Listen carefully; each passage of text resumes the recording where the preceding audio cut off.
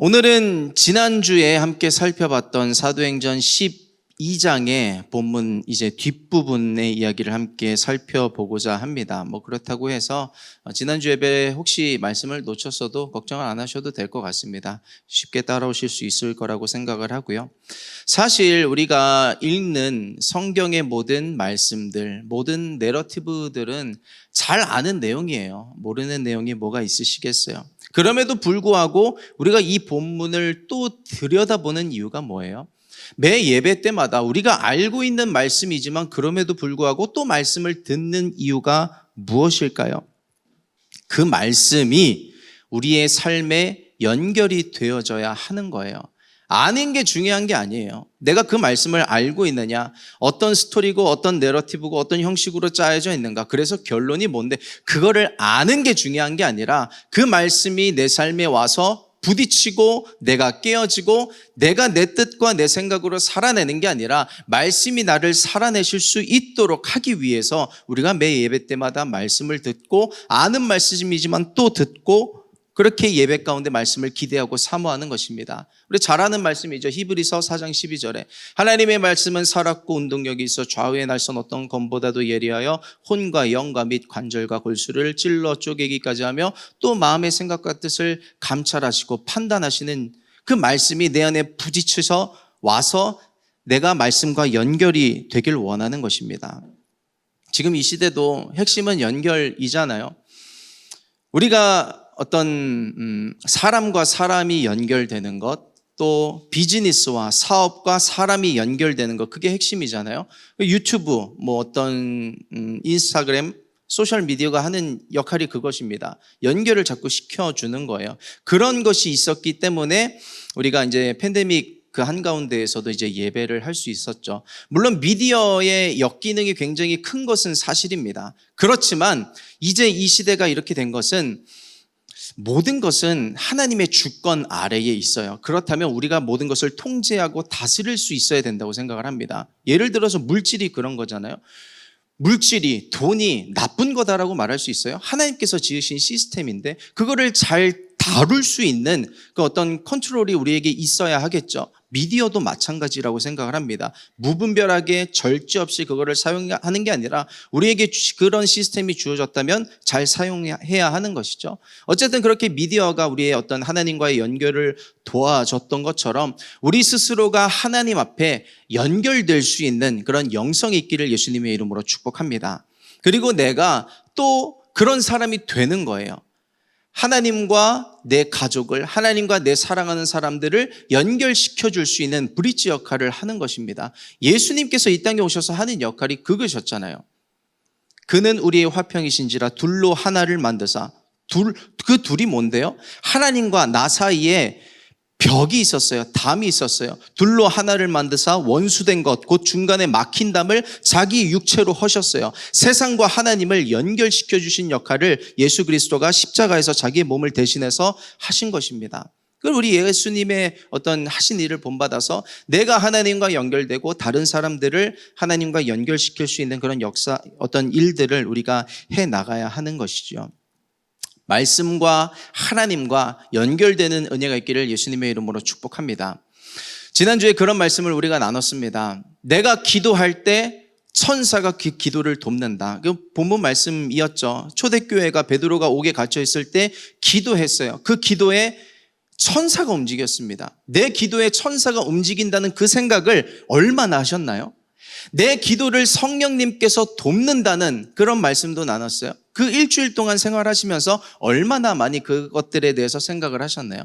나의 기도는 능력이 있다고 했는데 우리 입으로도 선포했는데 나의 기도에 능력이 있다는 것을 얼마나 많이 생각을 하셨나요? 우리가 한 주간 살아가는 데 있어서 말씀을 듣고 내가 삶 가운데서 연결할 수 있는 힘, 그것이 우리의 영성입니다. 그래서 말씀과 우리의 어떤 믿음, 어떤 신앙, 삶의 태도, 그 모든 삶의 자리에서 말씀과 나를 연결시킬 수 있는 우리 저와 여러분들 되시기를 예수님의 이름으로 축복합니다. 근데 잘 아시겠지만 잘 안 돼요. 내 힘으로는 안 되는 겁니다. 그래서 성령님 의지하면서 나를 도와달라고 말씀이 깨달아지게 하여 주시고 생각나게 하여 주시고 말씀대로 살 수 있도록 내 연약한 것들을 도와주시고 힘을 달라고 그렇게 의지하면서 나가야 하는 것이죠.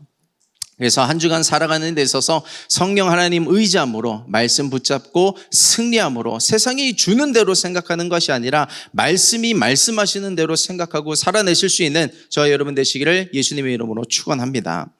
연결 방법이 뭐겠어요? 다른 것 없습니다. 기도입니다. 교회는 베드로와 하나님을 기도를 통해서 연결시키는 거예요. 옥중에 있는 베드로를 하나님과 연결시키는 것입니다. 그래서 기도는 하나님의 능력이 우리의 삶에 임하게 하는 방법이 되는 거예요. 도구가 되는 것이고 통로가 되는 것입니다. 하나님 나라에선 이미 준비된 응답을 뜻이 하늘에서 이루어진 것 같이 이 땅에서도 이루어지게 하는 그 길이 기도가 되는 것입니다. 그러므로 기도하는 저와 여러분 되기를 축복합니다. 이번 주에 우리가 성경 통독을 하고 있는 매삼주오 본문에 예레미야 말씀을 지나갔습니다. 한창 지나가고 있죠. 예레미야 33장 3절에 우리가 잘 아는 말씀이 있습니다. 우리 하나님 말씀 한번 같이 합독해 볼게요. 33장 3절입니다. 다 같이 너는 내게 부르짖으라 내가 내게 응답하겠고 내가 알지 못하는 크고 비밀한 일을 내게 보이리라. 아멘. 우리가 잘 아는 말씀이고 어디에 있는지 외우기도 쉽습니다. 예레미야 333만 기억하면 돼요. 예레미야 33장 3절의 말씀이죠. 너는 내게 부르짖으라. 그 다음에 하나님께서 뭐라고 약속을 하세요? 내가 내게 응답하겠고. 부르짖으라와 응답하겠고 사이에 뭐 여러 가지 수식어가 있는 것도 아니에요. 뭐 이러저러 해서 더 크게 목소리를 높이고 데시벨을 높이면 내가 응답하겠고가 아니라 부르짖으라 내가 응답하겠고 바로 약속하시는 거예요. 아주 단순합니다. 그리고 뒤에 붙는 게 뭐예요? 내가 응답하겠다는 그 약속의 내용이 뭐예요? 네가 알지 못하는 크고 은밀한 일을 비밀한 일을 너에게 보이리라. 하나님의 약속입니다. 그래서 중요한 건 뭐냐면 부르짖는 것이고 간구하는 것인데 그래서 하나님의 약속이 바로 따라오기 때문에 하나님께서 응답하실 것이기 때문에 마귀가 그 기도를 너무 싫어해요. 안 했으면 좋겠어요. 부르짖는 기도 꼭 해야 돼? 속으로 하면 되잖아.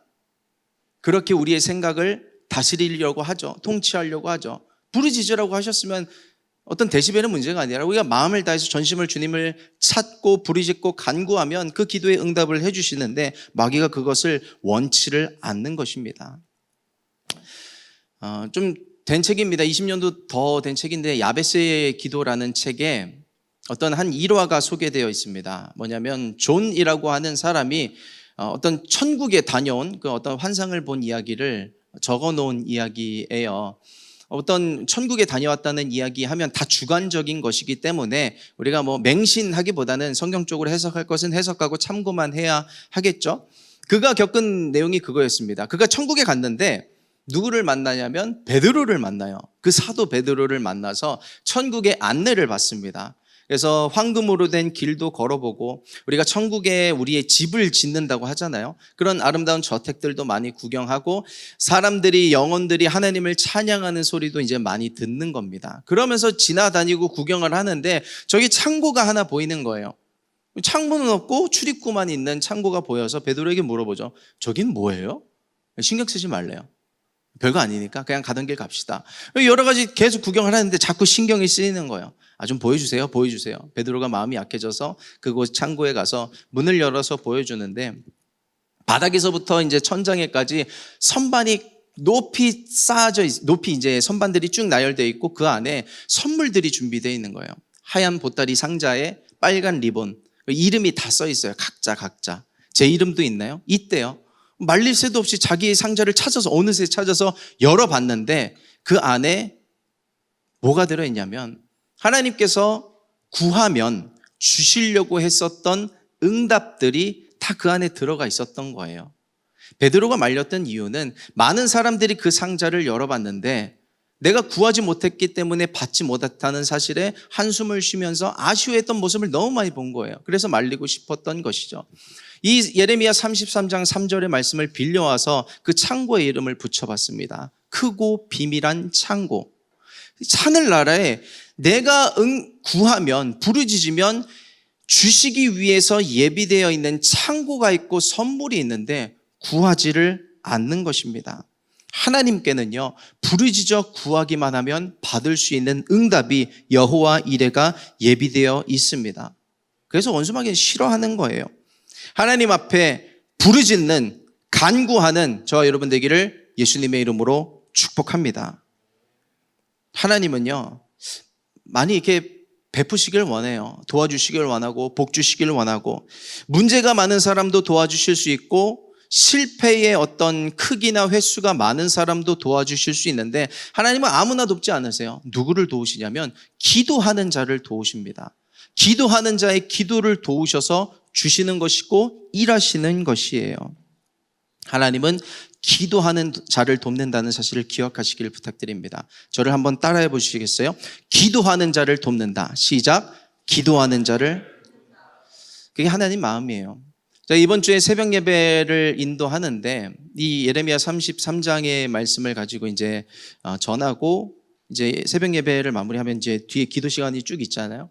이제 단상에서 내려와서 저의 기도를 하는데, 그날따라 이제 새벽 예배 나오신 성도님들이 너무 이제 귀해 보이는 겁니다. 뭐 평소에도 그렇지만 그날따라 제게 주신 마음이 있어서 하나님 앞에 예배하고자 말씀 듣고 기도하고자 나오신 그 성도님들의 그 마음이 너무 귀해서 제가 저의 어떤 기도를, 그분들의 기도를 돕는 데에 다 모든 시간을 할애했습니다. 하나님, 저분들의 기도를 도와주세요. 힘을 주세요. 부르짖게 해주시고 저 기도에 응답이 있게 하여 주시되 그 응답이 있기까지 절대로 지치지 않게 해주세요. 힘 주세요. 오늘도 승리할 수 있게 도와주세요. 그렇게 기도했어요.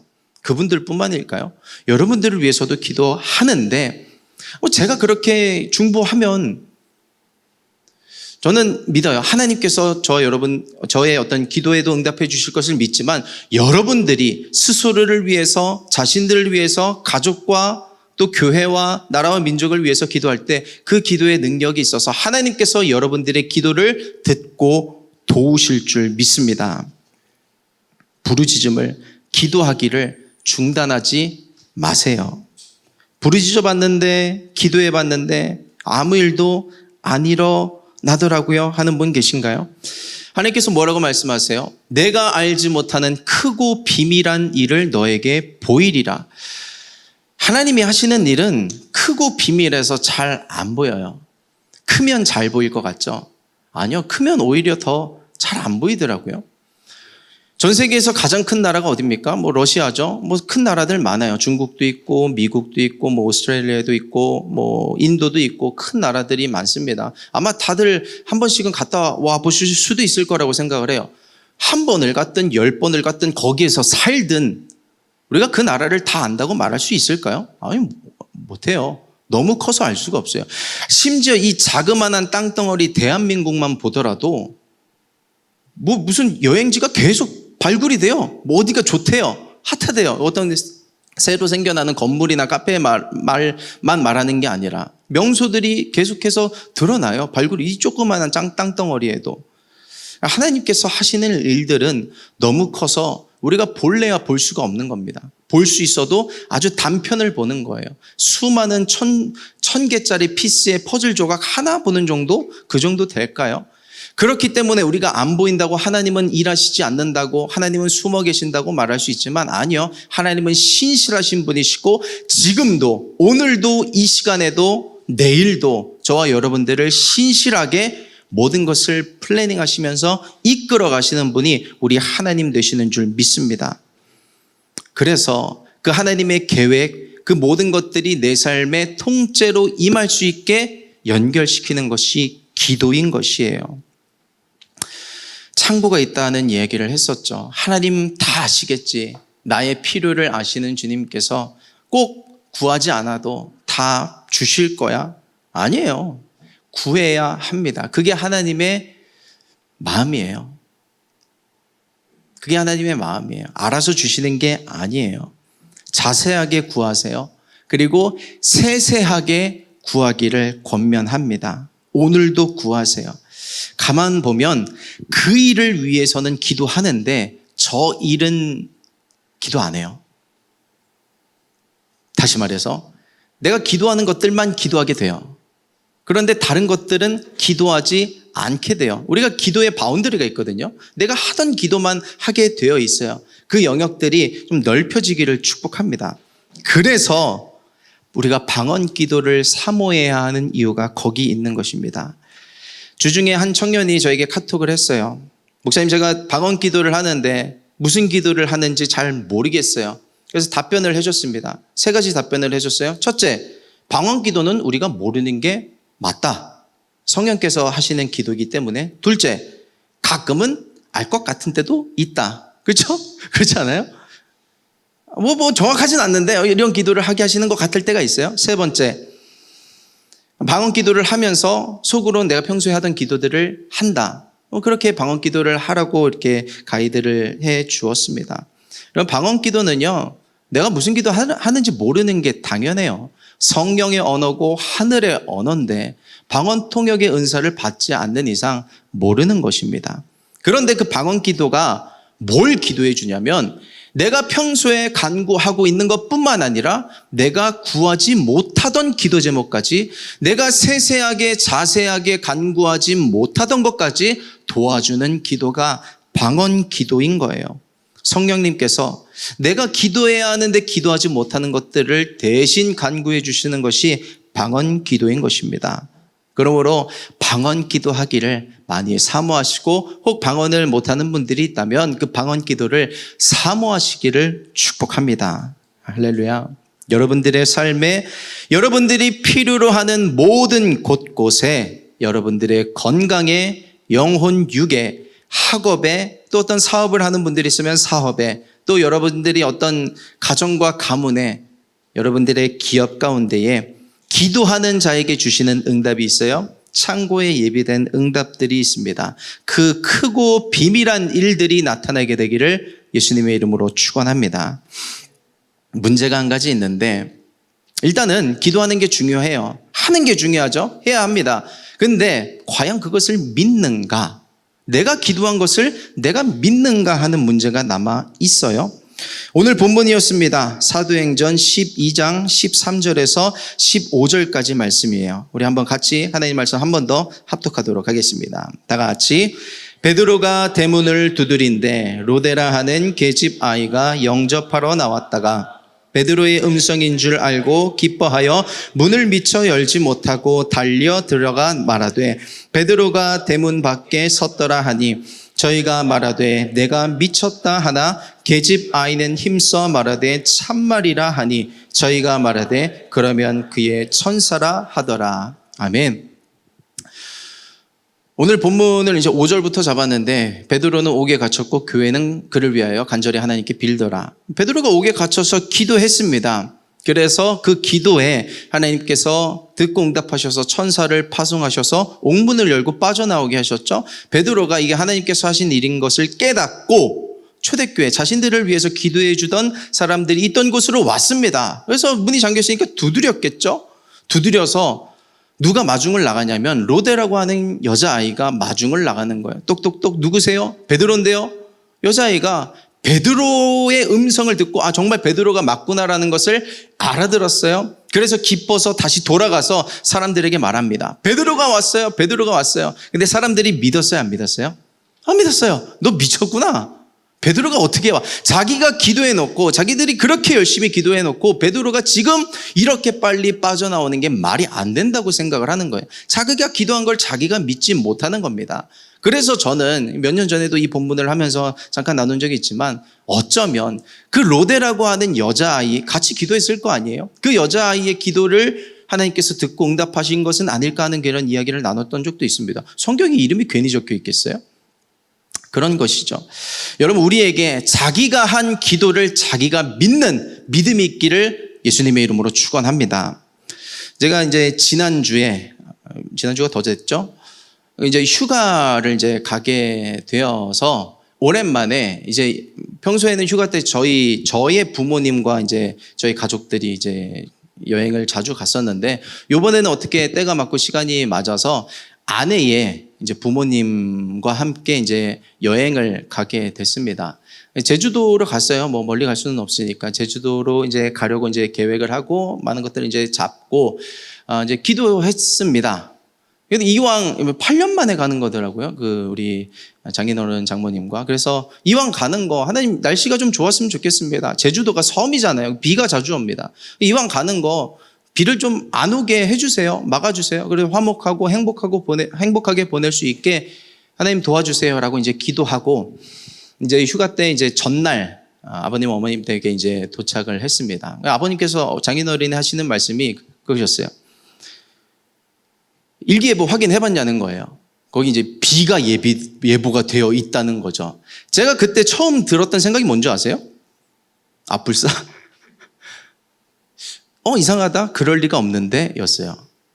기도했는데 그럴 리가 없는데 저도 신기했거든요. 그런 생각이 들었던 게. 그러고 나서 이제 다음날 공항에 갔는데 일본에 태풍이 왔대요. 보통은 이제 일본에 태풍이 와서 북상을 하잖아요. 제주도로. 근데도 마음이 평안한 거예요. 비가 안 올 것 같은 거예요. 결국 2박 3일 동안 비가 안 왔어요. 햇볕은 쨍쨍, 모래알은 반짝 이렇게 잘 보내다 왔습니다. 저는 지금 무슨 말씀을 드리고 싶은 거냐면 제가 제 믿음 자랑하는 게 아니에요. 왜냐하면 이게 제 믿음이 아닌 게 저는 너무 잘 알아요. 만약에 이게 나의 믿음이었으면 헷갈렸을걸요? 갈팡질팡했을걸요? 비가 온다는 일기예보에 비가 올 수도 있지. 제주도니까. 그러면 뭐 어쩔 수 없는 거야. 할 수도 있고. 태풍이 온대요. 태풍은 자연스럽게 북상을 하는 게 뭐 일반적이니까 올 수도 있겠지. 근데 제 믿음이었으면 그랬을 수도 있는데 하나님께서 그 믿음을 저에게 주셨어요. 그래서 그 하나님 주신 믿음으로 그냥 단순하게 믿었던 것이었습니다. 여러분, 나의 믿음은 내 안에서 어떻게 바닥에서 끌어올리는 믿음은 흔들릴 수 있어요. 갈팡질팡할 수 있어요. 왔다 갔다 할 수 있는데 위로부터 내려오는 믿음은 그거를 은사라고 하죠. 그 믿음의 은사는 단단해요. 흔들리지 않아요. 그래서 오기로 믿는 것과는 그 결이 다릅니다. 그 믿음의 은사를 오늘 재발견하고 사모하고 받게 되기를 예수님의 이름으로 축복합니다. 한 가지 예를 들어볼게요. 엘리야를 예로 들어보겠습니다. 열왕기상 18장에 이제 엘리야가 무릎 꿇고 기도하는 장면이 있죠. 오늘 찾아보지는 않을게요. 땅에 꿇어 엎드려서 무릎 사이에 얼굴을 쳐박고 기도하기를 몇 번을 하나요? 7번을 합니다. 5번째, 6번째 기도하는 동안에 흔들리는 게 없었겠어요? 비가 올래나? 햇볕은 쨍쨍인데 비가 과연 올까? 근데 엘리야를 보세요. 흔들리지 않았어요. 절대로 흔들리지 않아요. 7번째 기도할 때 손바닥만한 작은 조각구름이 떠오릅니다. 그러고 나서 그거를 보고도 믿음의 말을 해요. 큰 비가 내릴 것이다. 그의 말대로, 그의 믿음대로 그 땅에 큰 비가 내리는 것을 보게 됩니다. 비구름이 어디서부터 시작되나요? 대서양에서, 태평양에서 수증기가 올라가서 구름이 되고 그것이 이동하면서 비를 뿌리는 과학은 그렇게 얘기하겠죠. 근데 모든 것은 하나님으로부터 시작이 되는 것입니다. 비구름도 마찬가지예요. 엘리야는 그거를 놓치지 않았던 것이었습니다. 4번째, 5번째, 6번째, 7번째 기도하는 동안에도 흔들리지 않았던 이유는 하나님께서 엘리야에게 믿음을 선물로 주셨던 거예요. 또 한 가지 예가 있습니다. 사무엘이 사무엘상 16장에 하나님으로부터 말씀을 받습니다. 음성을 들어요. 뭐냐면 내가 이새의 집에서 이새의 후손들 중에서 기름을 부어 왕을 세울 것이다. 그래서 이새의 집으로 가라는 콜을 하세요. 그래서 순종해서 가죠. 그래서 이새가 자기의 아들들을 이제 컬렉션처럼 내세워서 보여줍니다. 첫째 아들, 둘째 아들 쭉쭉쭉 해서 7째 아들까지 보여주는데 하나님 사인이 다 노예요. 노. 아니다. 아니다. 그러면 보통은 일반적으로는 거기서 멈칫해요. 내가 하나님의 말씀을 잘못 들었을 수도 있다. 이새가 아니라 이서일 수도 있고 옆집일 수도 있고 다른 집일 수도 있고 이 집이 아닌가벼 하면서 다른 집으로 갈 수 있는데 이때 사무엘이 하는 말이 너무 멋있어요. 우리 사무엘상 16장 10절에서 11절 말씀입니다. 우리 다 같이 합독하겠습니다. 다 같이 이새가 그 아들 7으로 다 사무엘 앞을 지나게 하나 사무엘이 이새에게 이르되 여호와께서 이들을 택하지 아니하셨느니라 하고 또 이새에게 이르되 내 아들들이 다 여기 있느냐? 이새가 가로되 아직 말째가 남았는데 그가 양을 지키나이다. 사무엘이 이새에게 이르되 보내어 그를 데려오라. 그가 여기 오기까지는 우리가 식사 자리에 앉지 아니하겠노라. 아멘. 이 10절을 보세요. 다 지나갔어요. 다 사무엘 앞을 지나갔는데 사무엘이 보였던 반응이 뭐예요?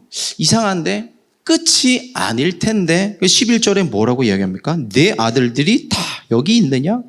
정말이니? 아닐 텐데 더 데려와. 그래서 이새가 사실은 막내가 있는데 아직 어리고 양이나 치면서 형들 뒷바라지하는 그런 아이입니다. 그를 데려오라고 청하는 것입니다.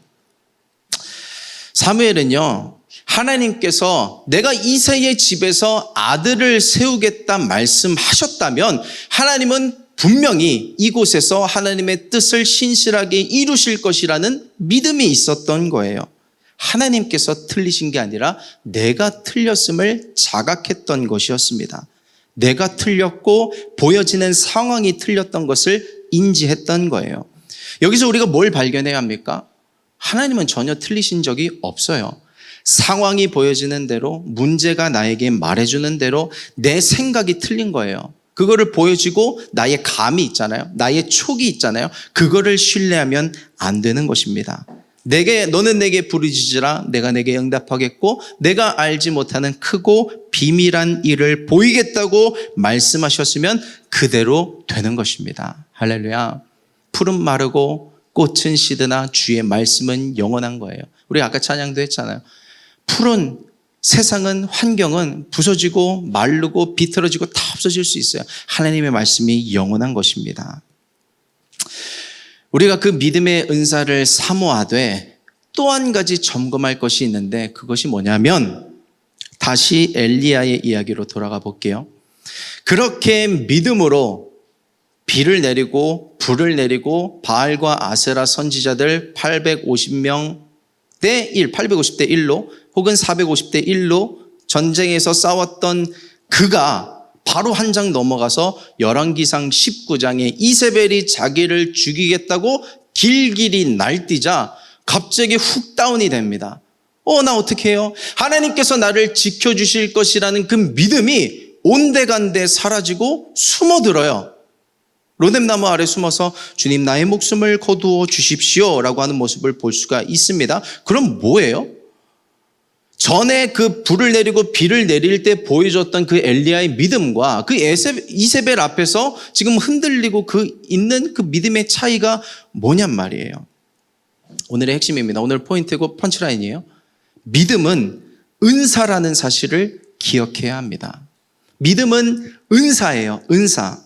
은사는 뭐냐면 그때 계속해서 받는 것이지 한 번 내가 받았다고 계속해서 유지할 수 있는 것이 아닙니다. 영원할 수 있는 게 아니에요. 저도 그렇게 기도했죠. 비가 오지 않게 해달라고 기도했어요. 제가 그걸 믿었습니다. 그런데 다음에도 똑같은 상황에도 제가 그것을 똑같이 믿으리라는 보장이 없는 거예요. 그래서 사람의 믿음은 자랑할 게 못 돼요.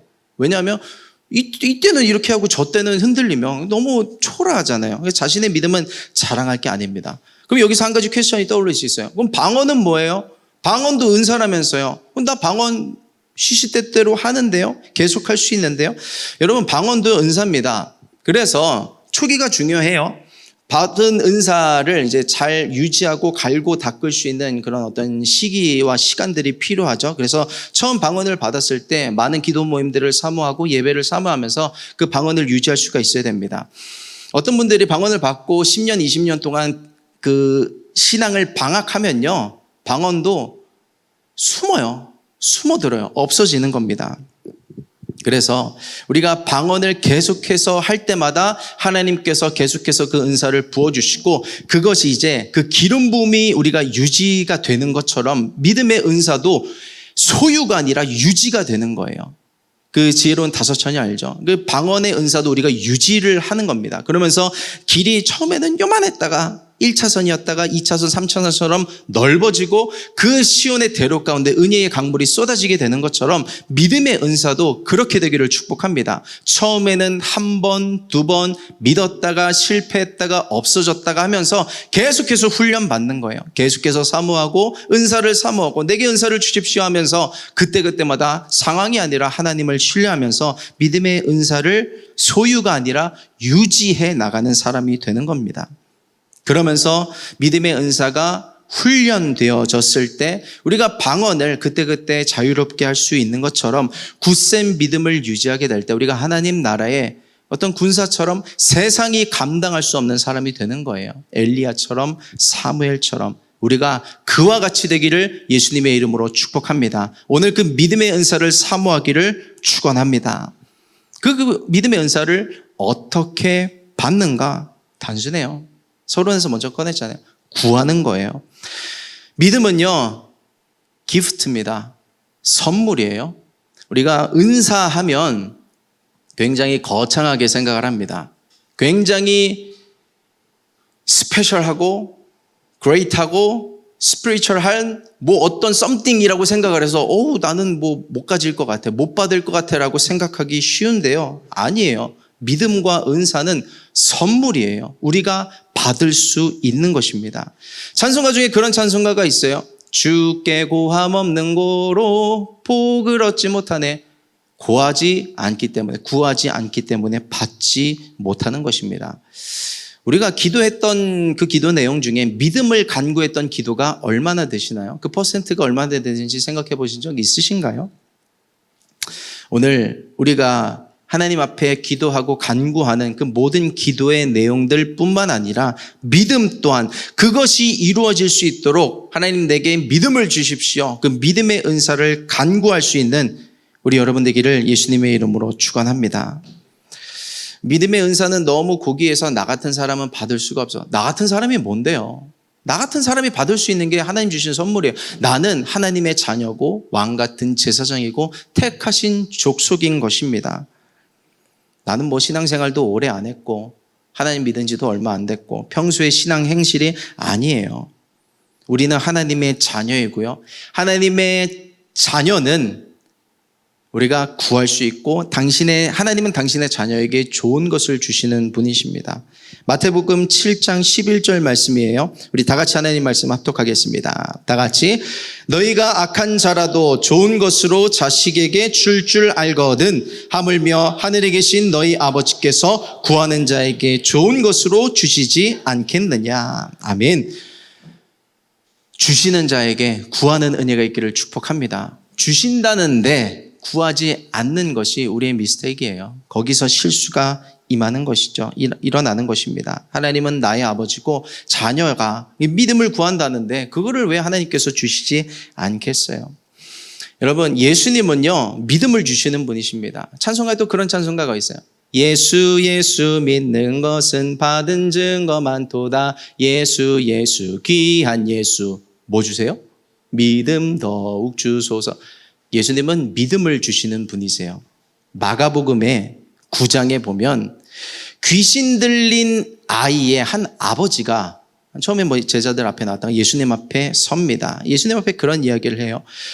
예수님 뭐라도 좀 하실 수 있겠거든 우리를 불쌍히 여겨 주시옵소서. 그때 예수님께서 뭐라고 말씀하세요? 할 수 있거든이 무슨 말이냐? 믿는 자에게는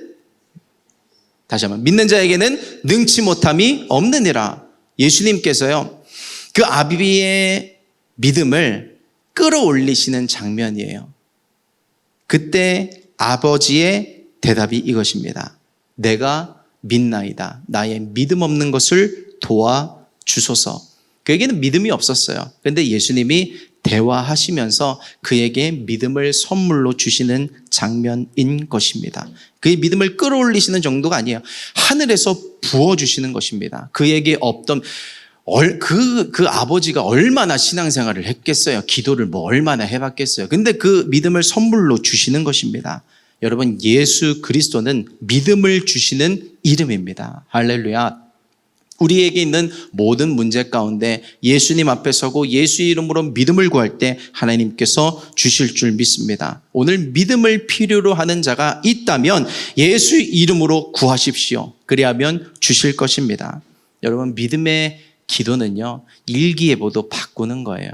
믿음의 기도는 없던 길도 만드는 것이고 믿음이 열쇠고 닫혀있던 문도 여는 것입니다. 옥문이 힘으로 열렸어요. 기도가 열쇠가 돼서 열리는 것입니다. 오늘 그 믿음을 재발견하라가 아니라 믿음의 은사를 재발견하라입니다. 그 믿음을 은사로서 사모하고 재발견하고 오늘 선물로 받을 수 있는, 그래서 그 은사로 말미암은 응답이 저와 여러분들의 삶 가운데 나타나는 저와 여러분들 되시기를 예수 그리스도의 이름으로 축원합니다. 아멘. 우리 합심으로 함께 기도하겠습니다.